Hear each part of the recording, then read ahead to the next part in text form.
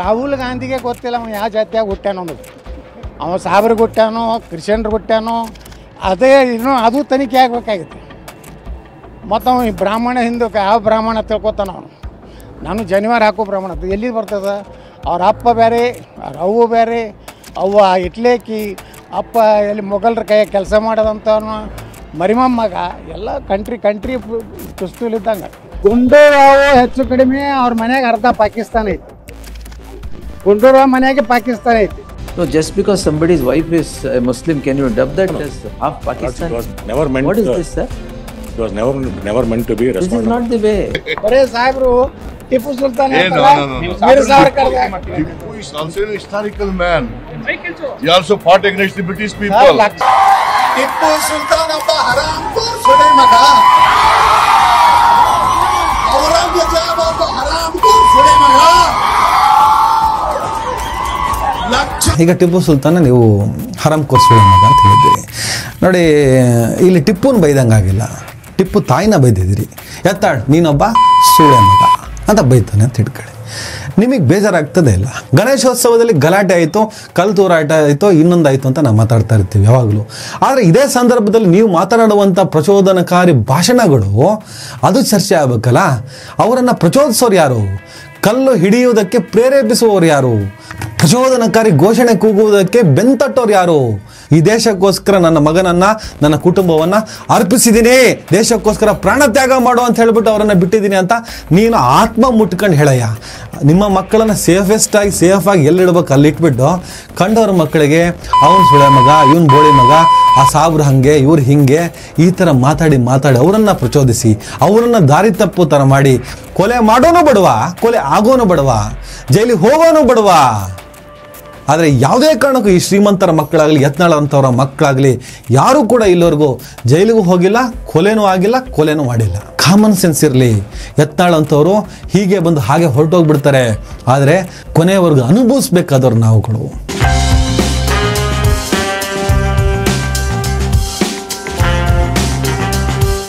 Hello, hi, ನಮಸ್ಕಾರ ಸ್ನೇಹಿತರೆ.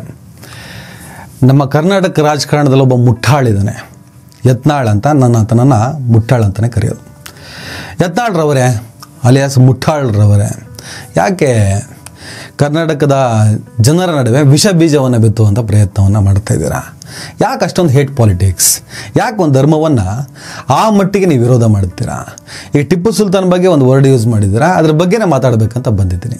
ಆದರೆ ನಿಮ್ಮ ಪರಿಸ್ಥಿತಿ ಹೇಗಿದೆ ಅಂದರೆ, ನೀವು ಮನೆಗೆ ಮಾರಿ ಊರಿಗೆ ಅಪಾಯಕಾರಿಯಾಗಿಬಿಟ್ಟಿದ್ದೀರಾ. ಮನೆ ಅಂದರೆ BJPಗೆ ಮಾರಿ ಆಗಿದ್ದೀರಾ. BJP ಪಕ್ಷದಲ್ಲಿ ಇದ್ಕೊಂಡೆ BJP ಪಕ್ಷದ ವಿರುದ್ಧವೇ ಸಂಚು ಮಾಡ್ತಾ ಇದ್ದೀರಾ. ಕೇಂದ್ರನಾಥ್ ಒಂದು ರೀತಿ ಸರ್ವಾಧಿಕಾರಿ, ದುರಂಕಾರ. ಕೆಲವೊಂದು ಮಂತ್ರಿಗಳು ಹೋದರೆ ಕುಂಡ್ರಲಕ್ಕೆ ಕುರ್ಚಿರೋದಿಲ್ಲ ವಿಜೇಂದ್ರ ಮುಂದೆ. ಏನೂ ನಡೀದಿಲ್ಲ. ಯಾಕೆ ನುಂಗ್ಕೊಂಡಾರ? ಅಧಿಕಾರ ಕುರ್ಚಿ. ನಾನು ಅಡ್ಜಸ್ಟ್ ಆಗಿದ್ರು ಹೇಳ್ತಾರಲ್ಲ, ಮಂತ್ರಿ ಮಾಡಲಾರದೇ ಇರೋದ್ರಿಂದ. ವಿಜೇಂದ್ರ ಕೆಲವೊಂದು ನಕಲಿ ಫೇಸ್ಬುಕ್ ಇದೆ, ಅದರಲ್ಲಿ ಹಾಕ್ಸ್ತಾನೆ ಏನಂತೇಳಿ. ಯತ್ನಾಳ್ರಿಗೆ ಒಂದು ವೇಳೆ ಯಡಿಯೂರಪ್ಪನವರು ಒಂದು ಮಂತ್ರಿ ಸ್ಥಾನ ಕೊಟ್ಟುಬಿಟ್ಟಿದ್ರೆ ಇಂದ್ರ ಚಂದ್ರ ಅಂತ ಹೊಗಳ್ತಿದ್ದಾರೆ. ವಿಜಯೇಂದ್ರ, BY ವಿಜಯೇಂದ್ರ ಯಡಿಯೂರಪ್ಪನವರ ಮಗ. ಯಡಿಯೂರಪ್ಪನವರು ಇಲ್ಲದ BJPಯನ್ನು ಕರ್ನಾಟಕದಲ್ಲಿ ಕಲ್ಪಿಸಿಕೊಳ್ಳಲು ಸಾಧ್ಯವಿಲ್ಲ. ನಿಮ್ಮ ಅತಿಯಾದ ಕೋಮುವಾದ ಮತ್ತು ಯಡಿಯೂರಪ್ಪನವರ ಅನುಪಸ್ಥಿತಿಯ ಪರಿಣಾಮವಾಗಿ ಕಳೆದ ಚುನಾವಣೆಯಲ್ಲಿ BJP 66 ಸ್ಥಾನಗಳನ್ನು ಮಾತ್ರ ಪಡೆದು ಹೀನಾಯವಾಗಿ ಸೋತು ಹೋಯಿತು ಅನ್ನುವುದರ ಆತ್ಮಾವಲೋಕನ ಇನ್ನೂ ನಿಮ್ಗೆ ಆಗದೇ ಇದ್ದರೆ, ಕೋಮುವಾದಕ್ಕೆ ಜನ ಯಾವ ರೀತಿಯಲ್ಲಿ ಏಟು ಕೊಡ್ತಾರೆ, ಕನ್ನಡದ ಜನ ಯಾವ ರೀತಿಯಲ್ಲಿ ಏಟು ಕೊಡ್ತಾರೆ, ಯಡಿಯೂರಪ್ಪನವರು ಇಲ್ಲದ BJPಗೆ ಯಾವ ರೀತಿಯಲ್ಲಿ ಬುದ್ಧಿ ಕಲಿಸ್ತಾರೆ ಅನ್ನುವಂಥ ಅರಿವು ನಮಗಿದೆ, ನಿಮ್ಮ ಹೈಕಮಾಂಡಿಗಿದೆ. ಆ ಕಾರಣಕ್ಕೆ BY ವಿಜಯೇಂದ್ರ BJP ಪಕ್ಷವನ್ನು ಸಮರ್ಥವಾಗಿ ನಡೆಸಬಲ್ಲ ನಾಯಕ. ಆ ಯೋಗ್ಯತೆ ಯಡಿಯೂರಪ್ಪನವರ ಮಗನಾದ BY ವಿಜಯೇಂದ್ರಗೆ ಇದೆ ಅನ್ನೋ ಕಾರಣಕ್ಕೆ BJP ಹೈಕಮಾಂಡ್ BY ವಿಜಯೇಂದ್ರ ಅವರನ್ನು BJP ರಾಜ್ಯಾಧ್ಯಕ್ಷನಾಗಿ ಆಯ್ಕೆ ಮಾಡುತ್ತೆ. ಕಾರಣ ಯೋಗ್ಯ ಅಂತ. ನಾನಾಗಬೇಕು ಅಂತ ನೀವು ಹೋದ್ರಿ, ಅವ್ರಿಗೆ ಗೊತ್ತಿತ್ತು ನೀನೊಬ್ಬ, ಬಿಡಿ ಮರ್ಯಾದೆ ಕೊಡೋಣ, ನೀವೊಬ್ಬ ಅಯೋಗ್ಯ ಅಂತ ಗೊತ್ತಿತ್ತು ಅವರಿಗೆ. ಅಯೋಗ್ಯ, BJP ರಾಜ್ಯಾಧ್ಯಕ್ಷ ಸ್ಥಾನಕ್ಕೆ ನೀನೊಬ್ಬ ಅಯೋಗ್ಯ ಅನ್ನೋ ಕಾರಣಕ್ಕೆ ನಿಮಗೆ BJP ರಾಜ್ಯಾಧ್ಯಕ್ಷ ಪಟ್ಟ ಕೊಡಲಿಲ್ಲ. ಅಷ್ಟಕ್ಕೆ ಒಂದಿಷ್ಟು ಹುಲಿ ಸಿಂಹ ಕರಡಿ ಅಂತ ಹೆಸರು ಇಟ್ಕೊಂಡವ್ರನ್ನೆಲ್ಲ ಜೊತೆಯಲ್ಲಿ ಇಟ್ಕೊಂಡು ಜೊತೆ ಹಾಕ್ಕೊಂಡು ಏನು ಮಾಡಕ್ಕೆ ಹೊರಟಿದ್ರಿ BJPನ ಹೊಡೆಯೋದಕ್ಕೆ ಹೊರಟಿದ್ರಿ. ವಿಜಯೇಂದ್ರ ವಿರುದ್ಧ, ಯಡಿಯೂರಪ್ಪ ವಿರುದ್ಧ ಒಂದಿಷ್ಟು ಸಂಚು ಮಾಡ್ಕೊಂಡು ಕಾಂಗ್ರೆಸ್ನಲ್ಲಿ ಇದ್ದವ್ರನ್ನೆಲ್ಲ ಕರ್ಕೊಂಡು ಈಗ ಆಪರೇಷನ್ ಕಮಲ ವಿಲ ಅಂತ ಹೇಳ್ಬಿಟ್ಟು ಸೇರಿಸ್ಕೊಂಡಿದ್ರಲ್ಲ, ಈ 17 ಜನರ ಪೈಕಿ ಒಂದಿಷ್ಟು ಜನ ಅವ್ರನ್ನೆಲ್ಲ ಜೊತೆ ಕಟ್ಕೊಂಡು BJP ಒಳಗಡೆನೆ ಗುಂಪು ಕಟ್ಕೊಂಡು ಗುಂಪಿನ ರಾಜಕಾರಣ ಮಾಡ್ತಾ ಇದ್ದೀರಾ. ಕೋಮುವಾದವನ್ನೇ ರಾಜಕಾರಣ ಮಾಡ್ಕೊಂಡಿದ್ದೀರಾ. ಯಾವಾಗ JDSನಲ್ಲಿ ಇರಬೇಕಾದ್ರೆ ಮುಸಲ್ಮಾನ ಟೋಪಿ ಹಾಕೊಂಡು ಅವ್ರ ಕಾರ್ಯಕ್ರಮಗಳು ಓಡಾಡ್ತಿದ್ರೆ ಸದಾ ಮುಸಲ್ಮಾನರ ವಿರುದ್ಧನೇ ಸ್ಟೇಟ್ಮೆಂಟ್ಗಳನ್ನು ಕೊಡ್ತಾ ಮಾತಾಡ್ತಾ ಇರ್ತೀರ. ಅದು ಏನೋ ನಿಮ್ಮ ರೋಗ, ಅದು ಕಡಿಮೆ ಆಗದ ರೋಗ. ಓಕೆ ಯತ್ನಾಳ್ರವರೇ, ಯಾವುದೇ ಕಾರಣಕ್ಕೆ ಸಮಾಜವನ್ನು ಹೊಡಿಬೇಡಿ, ಸಮಾಜವನ್ನು ಬೆಸೆಯೋ ಪ್ರಯತ್ನವನ್ನು ಮಾಡಿ. ಯಾಕಂದರೆ ನೀವು ಈ ಭೂಮಿ ಮೇಲೆ ಶಾಶ್ವತವಾಗಿ ಗೂಟ ಹೊಡ್ಕೊಂಡು ಇರೋರಲ್ಲ, ನಿಮಗೂ ಒಂದಿನ ಸಾವು ಅಂತ ಬರುತ್ತೆ. ಸತ್ತಾಗ ಇತಿಹಾಸದ ಪುಟದಲ್ಲಿ ದಾಖಲಾಗಬೇಕು, ಯತ್ನಾಳ್ ಅಂತ ಒಬ್ಬ ಮನುಷ್ಯ ಇದ್ದ ಮರೆ ಸತ್ತೋಗ್ಬಿಟ್ಟ ಅಂತ ಹೇಳ್ಬಿಟ್ಟು ಜನ ಒಳ್ಳೆ ರೀತಿ ನಿಮ್ಮನ್ನು ಸ್ಮರಿಸಬೇಕು. ಸತ್ತು ಕೂಡಲೇ ಪಾಪಿ ನನ್ನ ಮಗ ಸತ್ತು ಹೋದ ಅಂತ ಬೈಕೊಂಬಾರ್ದು. ಅಂಥ ಪರಿಸ್ಥಿತಿಗೆ ಯಾವುದೇ ಕಾರಣಕ್ಕೂ ಯಾವುದೇ ವ್ಯಕ್ತಿ ಹೋಗಬಾರ್ದು. ನಾನು ಬದುಕಿದ್ದಾಗ ನನ್ನ ಜೊತೆ ಎಷ್ಟು ಜನ ಇರ್ತಾರೆ ಅನ್ನೋದು ಇಂಪಾರ್ಟೆಂಟ್ ಅಲ್ಲ, ಸತ್ತಾಗ ಹೆಣ ಹೊರಗೆ ಎಷ್ಟು ಜನ ಬರ್ತಾರೆ ಅನ್ನೋದು ಇಂಪಾರ್ಟೆಂಟು ಅನ್ನುವಂತಹ ಅರಿವುಗಳಿರಬೇಕು. ಮತ್ತು ಇಷ್ಟೊಂದು ದ್ವೇಷವನ್ನೇ ಉಣ್ಣುವ ನೀವು ಮನೇಲಿ ಹೆಂಡತಿ ಮಕ್ಕಳ ಜೊತೆ ಯಾವ ಥರ ಸಂಸಾರ ಮಾಡ್ತಾರೆ ನಂಗೆ ಅರ್ಥ ಆಗಲ್ಲಪ್ಪ. ಯಾಕಂದರೆ ಮನಸ್ಸಿನ ತುಂಬ ದ್ವೇಷ ಇರೋರು ಮನೇಲಿ ಇನ್ನು ಯಾವ ರೀತಿಯಲ್ಲಿ ಪ್ರೀತಿ ಹಂಚೋದಕ್ಕೆ ಸಾಧ್ಯ? ನೀವು ಹೋದ ವರ್ಷ ಅನ್ಸುತ್ತೆ ಇಡೀ ಫ್ಯಾಮಿಲಿ ಸಮೇತ ದುಬೈಗೆ ಹೊರಟ್ರಿ. ಸಾಬ್ರ ದೇಶದಲ್ಲಿ ಟ್ರಿಪ್ ಹೊಡಿತೀರಾ, ನಮ್ಮ ದೇಶದ ಒಳಗಡೆ ನಮ್ಮ ರಾಜ್ಯದೊಳಗಡೆ ಸಾಬ್ರನ್ನ ಬೈತೀರಾ. ಇದನ್ನೇ ನೀವು ವೋಟ್ ಬ್ಯಾಂಕ್ ರಾಜಕಾರಣ ಮಾಡ್ಕೊಂಡು ಬಂದಿದ್ದೀರಾ. ಆ ಅಮಾಯಕ ಹುಡುಗರು ಅವರು ತಲೆಯಲ್ಲಿ ಮುಸಲ್ಮಾನರ ವಿರುದ್ಧ ದ್ವೇಷವನ್ನು ಬಿತ್ತಿ, ವಿಷ ಬೀಜವನ್ನು ಬಿತ್ತಿ, ಸ್ವಪಕ್ಷದಿಂದನೂ ಉಗಿಸ್ಕೊಂಡು, ವಿರೋಧ ಪಕ್ಷದಿಂದನೂ ಉಗಿಸ್ಕೊಂಡು ಅದೊಂಥರ ಯಾವ ಥರ ಬದುಕ್ತೀರ ಅಂದರೆ ಅದೂ ಅಲ್ಲ ಇದೂ ಅಲ್ಲ ಅನ್ನೋ ರೀತಿಯಲ್ಲಿ ಬದುಕ್ತಿದ್ದೀರಾ. ಇಂಥ ಯತ್ನಾಳು ಟಿಪ್ಪು ಸುಲ್ತಾನ್ ಅವರನ್ನು ಏನು ಹೇಳಿದಾನೆ ಕೇಳ್ಕೊಬನ್ನಿ. ಇಲ್ಲಿ ವಿಡಿಯೋ ಮಾಡ್ಕೊಳಕತ್ತಾರ, ಹೇಳ್ತೀನಿ ನನಗೆ ಚಂದಾಗಿ ಮಾಡ್ಕೋರಿ. ಟಿಪ್ಪು ಸುಲ್ತಾನ್ ಒಬ್ಬ ಹರಾಮ್ಖೋರ್ ಸುಳೆ ಮಗ, ಔರಂಗಜೇಬ ಒಬ್ಬ ಹರಾಮ್ಖೋರ್ ಸುಳೆ ಮಗ. ನೋಡಿ, ಹರಾಮ್ ಕೋರ್ ಸುಳೆ ಮಗ ಅಂತ ಟಿಪ್ಪು ಒಬ್ಬ ಹರಾಮ್ ಕೋರ್ ಸುಳೆ ಮಗ. ಎಂಥ ಶಬ್ದ ರೀ! ಯಾವ ಟಿಪ್ಪು ಸುಲ್ತಾನ್ ಬಗ್ಗೆ ಮಾತಾಡ್ತಿದ್ದ ನೀವು? ಈ ದೇಶದ ಸ್ವಾತಂತ್ರ್ಯಕ್ಕೋಸ್ಕರ ಹೋರಾಟ ಮಾಡಿದ, ಈ ದೇಶವನ್ನು ಕಬ್ಜಾ ಮಾಡಿಕೊಂಡಂಥ ಬ್ರಿಟಿಷರ ವಿರುದ್ಧ ಪರಾಕ್ರಮ ಮೆರೆದಂತಹ ಇದೇ ಯತ್ನಾಳನ ಸಂತತಿ ದಿವಾನ ಪೂರ್ಣಯ್ಯನ ಪಿತೂರಿಗೆ ಬಲಿಯಾದ, ಇವತ್ತಿಗೂ ಜಗತ್ತೇ ಕೊಂಡಾಡುವ ಯಾವ ಬ್ರಿಟಿಷರ ವಿರುದ್ಧ ಹೋರಾಟ ಮಾಡಿದ್ನೋ ಅದೇ ಬ್ರಿಟಿಷರು ಇವತ್ತು ಟಿಪ್ಪುವಿನ ಫೋಟೋವನ್ನು ಇಂಗ್ಲೆಂಡ್ನಲ್ಲಿ ಮ್ಯೂಸಿಯಂನಲ್ಲಿ ಇಟ್ಟು ಅದನ್ನು ಐತಿಹಾಸಿಕ ಕುರುಹಾಗಿ ಇಟ್ಕೊಂಡಿದ್ದಾರೆ. ಟಿಪ್ಪುವಿನ ಖಡ್ಗವನ್ನು ಪ್ರದರ್ಶನ ಮಾಡ್ತಾರೆ, ಟಿಪ್ಪುವನ್ನು ಸದಾ ಸ್ಮರಿಸ್ತಾರೆ. ಶತ್ರುವಾದರೂ ನಮ್ಮ ವಿರುದ್ಧ ಪರಾಕ್ರಮ ಮೆರೆದ ವ್ಯಕ್ತಿ ಅನ್ನೋ ಕಾರಣಕ್ಕೆ ಅವರನ್ನು ಅಭಿಮಾನಿಸ್ತಾರೆ. ಅದು ಹಾಗಿರಬೇಕು. ವ್ಯಕ್ತಿಯ ಪರಿಚಯ ಬೇಕೇ ಬೇಕಾಗ್ತದೆ ಎಲ್ಲರಿಗೂ. ಆದರೆ ನನ್ನ ದೇಶದೊಳಗಡೆ ಇಟ್ಕೊಂಡು ಇದೇ ಸಿದ್ದರಾಮಯ್ಯ ಒಂದ್ಸಲ ಪಾಸ್ ಆಗ್ತಾ ಇರಬೇಕಾದ್ರೆ ಅವ್ರಿಗೆ ಅಡ್ಡ ಹಾಕಿ ನೀವು ಟಿಪ್ಪು ಪರ ಇದ್ದೀರಾ ಅಂದಿದ್ದಕ್ಕೆ ಸಿದ್ದರಾಮಯ್ಯ ಏನು ಉತ್ತರ ಕೊಟ್ಟರು? ಬರೇ ಸಾಹೇಬ್ರು Tipu Sultan Tipu is also an historical man. He also fought against the British people. ನಮ್ಮ ದೇಶದ ಒಳಗಡೆ ಇರುವಂಥ ಹಿಂದೂ ಮುಸ್ಲಿಂ ಸಂಘರ್ಷವನ್ನೇ ದಾಳ ಮಾಡಿಕೊಂಡು ಹಿಂದೂ ಮುಸ್ಲಿಂ ವ್ಯತ್ಯಾಸವನ್ನೇ ಲಾಭ ಮಾಡಿಕೊಂಡಂಥ ಬ್ರಿಟಿಷರು ಗೀಚಿದ ತಿರುಚಿದ ಕಲ್ಪನೆಯನ್ನ ಕಟ್ಟುಕತೆಯನ್ನೇ ಇವತ್ತು ಎಳ್ಕೊಂಡು ಬಂದಿದ್ದೀರಾ. ನೀವು ಯಾಕೆ ಎಳ್ಕೊ ಬಂದಿರಿ ಪರ್ಟಿಕ್ಯುಲರ್ ಆಗಿ? ಮಿಕ್ಕವ್ರು ಯಾಕೆ ಎಳ್ಕೊ ಬಂದಿಲ್ಲ ಅಂದರೆ ಬಿಕಾಸ್ ನೀವು ಕೂಡ ಮುಸಲ್ಮಾನರ ದ್ವೇಷಿಗಳು. ನೀವು ಮುಸಲ್ಮಾನರನ್ನು ತೋರಿಸಿನೇ ರಾಜಕೀಯ ಮಾಡಬೇಕು ಅಂತ ಬಂದವರು. ಮುಸಲ್ಮಾನರು ಇದ್ದರೆ ಮಾತ್ರ ನಿಮ್ಮ ರಾಜಕೀಯದ ಬೆಳೆ ಬೇಯೋದು. ಮುಸಲ್ಮಾನರು ಇಲ್ಲದ ದಿನ ನಿಮ್ಮ ಪಕ್ಷ, ನಿಮ್ಮ ನಿಲುವು, ನಿಮ್ಮ ಸಿದ್ಧಾಂತ ಎಲ್ಲದೂ ಸತ್ತೋಗ್ತದೆ. ಜನ ಬೇರೆ ಯಾವ ರೀತಿಯಲ್ಲಿ ನಿಮಗೆ ಕೊಡಬೇಕು ಆ ಥರ ಕೊಡ್ತಾರೆ. ಅದ್ರ ಬಗ್ಗೆ ನಿಮ್ಗೆ ಅರಿವಿದೆ. ಮುಸಲ್ಮಾನ ಇರಲೇಬೇಕು ನೀವು ಬದುಕಬೇಕು ಅಂದರೆ. ಹಾಗಾಗಿ ಸದಾ ಮುಸಲ್ಮಾನರದ್ದೇ ಉಣ್ಣುವಂತಹ ಕೆಲಸವನ್ನು, ಅಂದರೆ ಅವರ ವಿಚಾರವನ್ನೇ ಉಣ್ಣುವ ಕೆಲಸವನ್ನು ನೀವು ಮಾಡ್ತಾ ಬರ್ತಾ ಇದ್ದೀರಾ ಯತ್ನಾಳ್ರವರೇ. ಗುಂಡೂರಾವ್ ಹೆಚ್ಚು ಕಡಿಮೆ ಅವ್ರ ಮನೆಯಾಗ ಅರ್ಧ ಪಾಕಿಸ್ತಾನ ಐತಿ. ಗುಂಡೂರಾವ್ ಮನೆಯಾಗೆ ಪಾಕಿಸ್ತಾನ ಐತಿ. No, just because somebody's wife is a Muslim, can you dub that as half Pakistan? It was never meant. What is this, sir? It was never meant to be This is responsible. not the way. ಇದೇ ಟಿಪ್ಪು ಸುಲ್ತಾನ್ ಹಿಂದೂ ಹೆಣ್ಣು ಮಕ್ಕಳ ಎದೆಗೆ ಬಟ್ಟೆ ಹಾಕೋದಕ್ಕೆ ತೆರಿಗೆ ಕಟ್ಸ್ಕೊಳ್ತಾ ಇದ್ರಲ್ಲ, ತೆರಿಗೆ ವಸೂಲಿ ಮಾಡ್ತಿದ್ರಲ್ಲ, ರೋಲ್ ಕಾಲ್ ಮಾಡ್ತಾ ಇದ್ರಲ್ಲ, ಆ ಸಂತತಿ, ಅದೇ ನಿನ್ನ ಸಂತತಿ.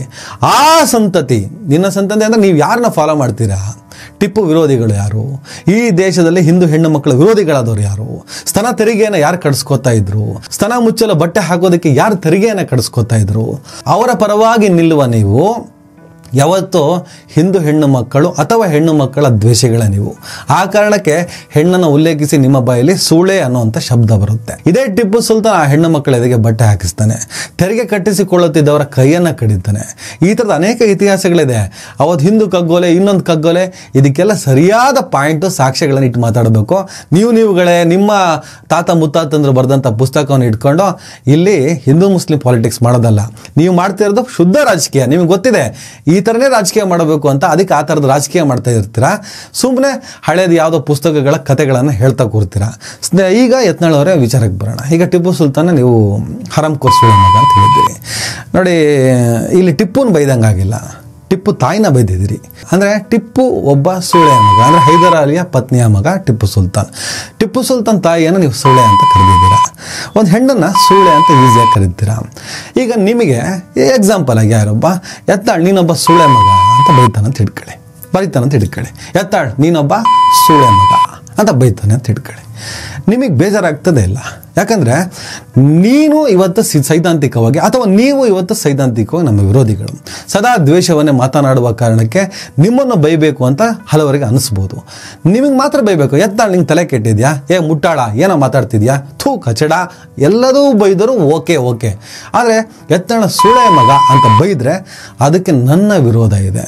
ಯಾಕಂದರೆ ನಿಮ್ಮ ತಾಯಿಯ ಪಾತ್ರ ಏನೂ ಇಲ್ಲ ಇಲ್ಲಿ. ನಿಮ್ಮ ತಾಯಿ ಏನೂ ಮಾಡಿಲ್ಲ. ನೀವು ಒಳ್ಳೇದು ಮಾಡಿದಾಗ ಕೆಟ್ಟದ್ದು ಮಾಡಿದ್ರು, ಟಿಪ್ಪು ಒಳ್ಳೇದು ಮಾಡಿದಾಗ ಕೆಟ್ಟದ್ದು ಮಾಡಿದ್ರು. ಸಾಧಕ ಬಾಧಕಗಳ ಚರ್ಚೆಗಳಾಗಲಿ ಇದು ಸೊಗಸದು, ಅದಾಗಬೇಕು, ಆಗ್ತಾ ಇರಲಿ, ಆಗ್ತಾನೆ ಹೋಗಲಿ, ನೋ ಪ್ರಾಬ್ಲಮ್.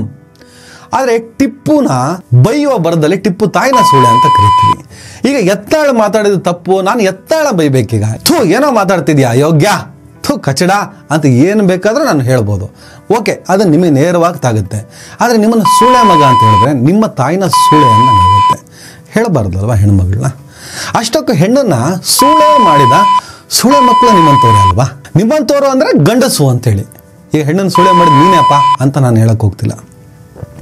ಹೆಣ್ಣಿಗೆ ಆ ಪಟ್ಟವನ್ನು ಕಡ್ದೋನು ಯಾರು? ಗಂಡಸು ಅನ್ನುವಂಥ ಪ್ರಾಣಿ ನಿನ್ನಂಥವ್ರು ಅಂದರೆ ನೀನೇ ಅಂತ ಅನ್ಕೊಬೇಡ. ನಿನ್ನಂಥವ್ರು ಅಥವಾ ನಿಮ್ಮಂಥವ್ರು ಹೋಗಿದ್ದಕ್ಕೆ ತಾನೇ ಅದು. ಆಕೆಗೆ ಸೋಳೆ, ಆಕೆಗೆ ವೇಶ್ಯೆ, ಎಷ್ಟು ಈಸಿಯಾಗಿ ಕೆಲವು ಪದಗಳನ್ನು ಕಟ್ಬಿಡ್ತೀರಾ. ಇದೇ CT ರವಿ ನಿನ್ನ ಫ್ರೆಂಡು ನಿತ್ಯ ಸುಮಂಗಲಿಯರು ಅಂತ ಹೇಳ್ಬಿಟ್ಟು ಈ ರಾಜ್ಯಸಭೆಯಲ್ಲಿ ಒಂದು ಸ್ಟೇಟ್ಮೆಂಟ್ ಕೊಟ್ಟು ಉಮಾಶ್ರೀ ಅವರಿಂದ ಎಕ್ರಾ ಉಗಿಸ್ಕೊಂಡಿದ್ದ. ಈಗ ಏನಾಗ್ತದೆ, ಕೆಲವರು ನಿತ್ಯ ಸುಮಂಗಲಿಯರು ಇರ್ತಾರೆ. ಆ ನಿತ್ಯ ಸುಮಂಗಲಿಯವರು ಎಲ್ಲ ಅಧಿಕಾರ ಇರುತ್ತೆ ಅಲ್ಲಿಗೆ ಹೋಗ್ತಾರೆ. ಆ ನಿತ್ಯ ಸುಮಂಗಲಿಯವರು ಕೆಲವರು ಇದ್ದೇ ಇರ್ತಾರೆ. ಏನ್ ಮಾಡೋದು? ಎಲ್ಲ ಅಧಿಕಾರ ಇರುತ್ತೆ ಅಲ್ಲಿಗೆ ಹೋಗ್ತಾರೆ. ನಿತ್ಯ ಸುಮಂಗಲಿಯರು ದೀರ್ಘ ಸುಮಂಗಲಿಯರು, ನಿತ್ಯ ಸುಮಂಗಲಿಯರು, ದೀರ್ಘ ಸುಮಂಗಲಿಯರು. ನಿತ್ಯ ಸುಮಂಗಲಿಯರನ್ನೇ ಕೋಟ್ ಮಾಡಬೇಕು. ನನ್ನ ಪ್ರಶ್ನೆ, ಯಾಕೆ ಪುರುಷರಿಗೆ ಸಂಬಂಧಪಟ್ಟದ್ದು ಯಾವ ಪದಗಳಿಲ್ವೇ? ಯಾಕೆ ಕೇಳ್ಬೇಕು? ಅಕ್ಕ, ಮಹಿಳೆಯರನ್ನು ಕೊಡ್ತಾರೆ ಸುಮಂಗಲಿ ಪದವನ್ನು ಪುರುಷರಿಗೆ ಸಂಬಂಧ ಯಾಕೆ ಬರೀ ಮಹಿಳೆಯರು ಏನ್ ಮಾಡ್ತೀರಕ್ಕ? ಹಳೆ ಮಾತು ಇವತ್ತಿಂದಲ್ಲ, ಸಾವಿರಾರು ವರ್ಷದಿಂದ ಈ ಕಾಲಕ್ಕೆ ಬೇಕಾಗಿಲ್ಲ. ಮಹಿಳೆಯರು ಎಚ್ಚರಾಗಿದ್ದಾರೆ, ಜಾಗೃತರಾಗಿದ್ದಾರೆ. ಆ ಪದಗಳನ್ನು ನೀವು ಬಳಸ್ಕೊಳ್ಳಿ. ಗೌರವಾನ್ವಿತ ಸದಸ್ಯರು ನೀವು. ಹೆಣ್ಣನ್ನು ಸೂಳೆ ಮಾಡಿದ ಸೂಳೆ ಮಕ್ಕಳು ನೀವೇ. ಯಾವುದೇ ಕಾರಣಕ್ಕೆ ಹೆಣ್ಣನ್ನು ಸೂಳೆ ಅಂತ ಕರಿಬೇಡಿ. ನೀವು ಟಿಪ್ಪು ಸುಲ್ತಾನ್ ವಿರೋಧ ಮಾಡಿ, ಟಿಪ್ಪು ಪರಾಕ್ರಮಿನೇ ಅಲ್ಲಪ್ಪ, ಅವನು ಹುಲಿನೇ ಅಲ್ಲ, ಅವನೊಬ್ಬ ಹೇಳಿ, ಏನು ಬೇಕಾದ್ರೂ ಹೇಳ್ಕೊಳ್ಳಿ. ನೀವು ಸಮಾಜ ಯಾವುದನ್ನು ಸ್ವೀಕಾರ ಮಾಡಬೇಕು ಅದನ್ನು ಸ್ವೀಕಾರ ಮಾಡುತ್ತೆ, ಯಾವುದನ್ನು ಇಗ್ನೋರ್ ಮಾಡಬೇಕು ಅದನ್ನು ಇಗ್ನೋರ್ ಮಾಡುತ್ತೆ. ನಿಂದು ಸತ್ಯನೋ ಅಥವಾ ನಂದು ಸತ್ಯನೋ ಅದನ್ನು ಕ್ಯಾಲ್ಕುಲೇಷನ್ ಮಾಡುವಷ್ಟು ಬುದ್ಧಿವಂತರು ಈ ಸೊಸೈಟಿಲಿದ್ದಾರೆ, ಯಾವುದೇ ಕಾರಣಕ್ಕೂ ಇದ್ದಾರೆ. ನೀವು ಸುಳ್ಳು ಹೇಳಿದ್ರೆ ಅದು ಸುಳ್ಳು ಅಂತ ಅದನ್ನು ಕನ್ಸಿಡರ್ ಮಾಡ್ತಾರೆ. ಆದರೆ ಕೆಲ ಯುವಕರಿಗೆ ಆಲ್ರೆಡಿ ವಿಷ ಬೀಜವನ್ನು ಬಿತ್ತಿ ತಲೆ ಕೆಟ್ಟಂಥ ಯುವಕರಿಗೆ ನಿಮ್ಮ ಮಾತುಗಳು ದೊಡ್ಡ ಪ್ರಚೋದನೆ ಆಗುತ್ತೆ, ದೊಡ್ಡ ಪ್ರೇರಣೆ ಆಗುತ್ತೆ. ಗಣೇಶೋತ್ಸವದಲ್ಲಿ ಗಲಾಟೆ ಆಯಿತು, ಕಲ್ಲು ತೂರಾಟ ಆಯಿತು, ಇನ್ನೊಂದಾಯಿತು ಅಂತ ನಾವು ಮಾತಾಡ್ತಾ ಇರ್ತೀವಿ ಯಾವಾಗಲೂ. ಆದರೆ ಇದೇ ಸಂದರ್ಭದಲ್ಲಿ ನೀವು ಮಾತನಾಡುವಂಥ ಪ್ರಚೋದನಕಾರಿ ಭಾಷಣಗಳು ಅದು ಚರ್ಚೆ ಆಗಬೇಕಲ್ಲ.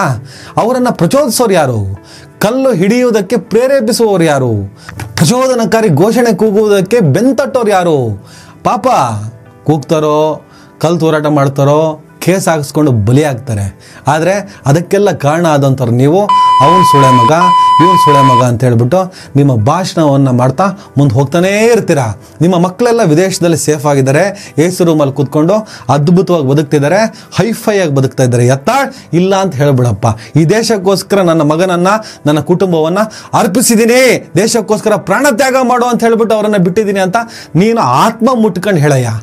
ನಿಮ್ಮ ಮಕ್ಕಳನ್ನು ಸೇಫೆಸ್ಟಾಗಿ ಸೇಫಾಗಿ ಎಲ್ಲಿಡ್ಬೇಕು ಅಲ್ಲಿ ಇಟ್ಬಿಟ್ಟು ಕಂಡವ್ರ ಮಕ್ಕಳಿಗೆ ಅವನು ಸುಳೆ ಮಗ ಇವನು ಬೋಳಿ ಮಗ ಆ ಸಾಬ್ರು ಹಾಗೆ ಇವ್ರು ಹಿಂಗೆ ಈ ಥರ ಮಾತಾಡಿ ಅವರನ್ನು ಪ್ರಚೋದಿಸಿ ಅವರನ್ನು ದಾರಿ ತಪ್ಪು ಥರ ಮಾಡಿ ನಿಮ್ಮ ಮಕ್ಕಳು ಮಾತ್ರ ಐಷಾರಾಮಿಯಾಗಿ ಬದುಕಿ ಸೇಫಾಗಿ ಬದುಕಿ 4 ಗೋಡೆಗಳ ಮಧ್ಯೆ AC ರೂಮ್ನಲ್ಲಿ ಹಾಯಾಗಿರುವಂತೆ ಮಾಡಿ ಕಂಡವ್ರ ಮಕ್ಕಳನ್ನು ಬೀದಿ ಹೆಣ ಆಗೋ ಥರ ಮಾಡಿ ಬೀದಿ ಪಾಲಾಗೋ ಥರ ಮಾಡಿ ಕಲ್ಲು ತೂರಾಟ ಮಾಡೋ ಥರ ಮಾಡಿ ಕೊಲೆ ಮಾಡೋನು ಬಡವ ಬಲಿ ಆಗೋನು ಬಡವ.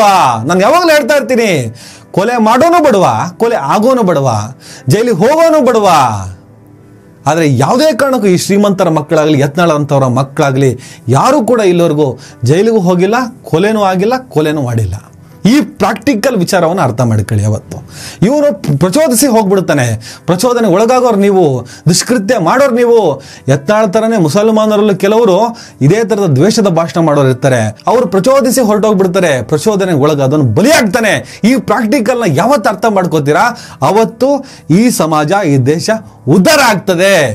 ಏನು ಉದಾರ ಆಗಿಲ್ವಾ? No no no no. ನನ್ನ ದೇಶದ ಜನಸಂಖ್ಯೆ ನನ್ನ ದೇಶದಲ್ಲಿ ಇರುವಂತಹ ಸಂಪನ್ಮೂಲಕ್ಕೆ ಹೋಲಿಕೆ ಮಾಡಿದ್ರೆ ನನ್ನ ದೇಶ ಎಲ್ಲೋ ಇರಬೇಕಿತ್ತು, ನಂಬರ್ 1 ಇರಬೇಕಿತ್ತು. ಇವತ್ತಿಗೂ ನಂಬರ್ 5 3 4 2 10 ಬಡತನದಲ್ಲಿ ಆ ಪ್ರಮಾಣದಲ್ಲಿ ಇದೆ ಅಂತೆ, ನಿರುದ್ಯೋಗದಲ್ಲಿ ಈ ಪ್ರಮಾಣದಲ್ಲಿ ಇದೆ ಅಂತೆ. ಈ ಅಂಕಿ ಅಂಶಗಳನ್ನು ಓದ್ತಾ ಅಲ್ಲಿ ಸಣ್ಣ ಪುಟ್ಟ ಪ್ರೊಟೆಸ್ಟ್ ಮಾಡ್ಕೊಂಡು ಕೆಲಸ ಕೊಡಿ ಅಂತ ಬಾಯಿ ಬಡ್ಕೊಳ್ತಿರ್ತೀವಿ. ಇನ್ನೊಂದು ಕಡೆ ಧರ್ಮದ ಅಮಲನ್ನು ತಲೆಯಲ್ಲಿ ತುಂಬಿಕೊಂಡು ಹೋಗ್ತಾ ಇರ್ತೀರ. ಕಾಮನ್ ಸೆನ್ಸ್ ಇರಲಿ. ಯತ್ನಾಳ್ ಅಂತವರು ಹೀಗೆ ಬಂದು ಹಾಗೆ ಹೊರಟೋಗ್ಬಿಡ್ತಾರೆ. ಆದರೆ ಕೊನೆಯವರೆಗೂ ಅನುಭವಿಸ್ಬೇಕಾದವ್ರು ನಾವುಗಳು, ಅದನ್ನು ಮಾತ್ರ ನೀವು ಅರ್ಥ ಮಾಡ್ಕೊಳ್ಳಿ ಅಂತ ಹೇಳ್ತಾ, ಯಾವುದೇ ಕಾರಣಕ್ಕೂ ಯಾರು ಪ್ರಚೋದನೆಗೆ ಒಳಗಾಗಬೇಡಿ. ಯತ್ನಾಳ್ ಅಂತವ್ರನ್ನ ಇಗ್ನೋರ್ ಮಾಡಿ ಯತ್ನಾಳ್ ಸುಳೆ ಮಗ ಅಂತ ಹೇಳಿದ್ರೆ ವಾಪಸ್ ಅವನಿಗೆ ನಿಮ್ಮ ಸುಳೆ ಮಗ ಕಣ ಯತ್ನಾಳ್ ಅಂತ ಹೇಳಕ್ಕೆ ಹೋಗ್ಬೇಡಿ. ಯಾಕಂದರೆ ಹೆಣ್ಣನ್ನು ನಾವು ಯಾವತ್ತೂ ಗೌರವಿಸಬೇಕು. ನಮಸ್ಕಾರ.